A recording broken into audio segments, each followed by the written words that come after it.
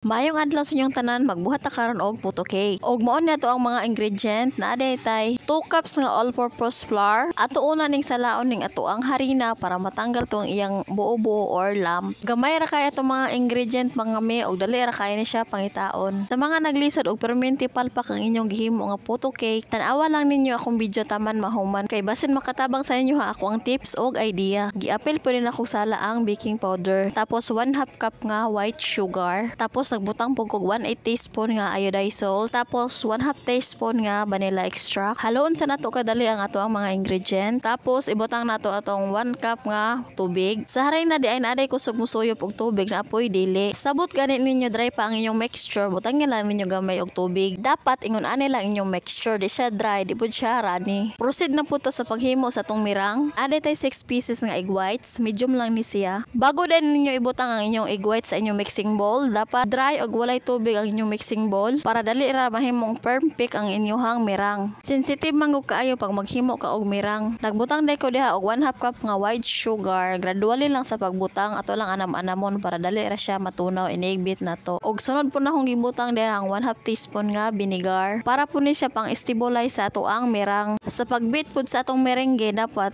perfect lang siya, dili nato siya pasubraan kay kung masobra manggod magbuo-buo siya, dili ta katarong og halo. Overmix na hinaon nato siya cut and fold kay nagbuo-buo naman. Dapat ingon anila ang texture sa inyong mirang, magjiggle-jiggle pa siya kung ato ang lihok ko ng ato ang mixer. Pag ikulob po nimo ang imong mixing bowl, di na siya matagak, na siya. Dapat ha wala na siya basa nga egg whites para dili mo kupos og mugahi ang inyong puto cake. Para stable lang kadakon sa inyong puto cake hantud sa maluto. Set aside lang nato ni. Halon lang sa nato kadali ni ato ang puto cake batter. Bago nato ihalo sa tuang mirang, magbutang lang sa tagamay mirang sa tuang butter para di ta maglisod unya sa pagkat-unfold sa tuang puto cake mixture. Padayon lang ta sa pagkat-unfold sa tuang mixture. Pagkahuman ani ihurot na dayon tugbutang nato tong tanang merengue. Sa pagkat-unfold ani hinahina lang mo i-scrape gikan sa kilid hantud sa ilalom balik-balik para di pud mo maka-create og daghang bubble. Dapat hinay lang gid sa pagkat-unfold. Pagpantay na gay ang color sa inyong merengue og ang inyong butter, stop na sa paghalo para dili ma-overmix. Nagdas lang day ko gamay harina sa tuang 8x3 nga pan para dali ra tanggalon ato ang puto cake inig maluto na. Ato ana ni i-flatten sa ibabaw para pantay po ni siya inig kaluto. Itaktak po nato tulo ka bisis para matanggal tong excess nga air bubble sa ilalom. Og syempre nagbutang day kog topping sa ani, optional lang ni depende sa inyo kung unsa inyong ibutang nga toppings. Akong gibutang kay cheese og salted egg. Kung dili mo ganang itlog nga maalat, pwede ra pud cheese, pwede ra pud walay toppings, lami naman siya. Samtang nag-prepare mo ani, dapat nagpabukol lang og tubig sa inyong steamer. Og dapat butangan ninyo og aluminum foil ang inyong lanera para dili ni siya matulo ang tubig, isalang na nato. Bago ninyo isalang ang inyong puto cake, dapat nakabukal lang inyong steamer.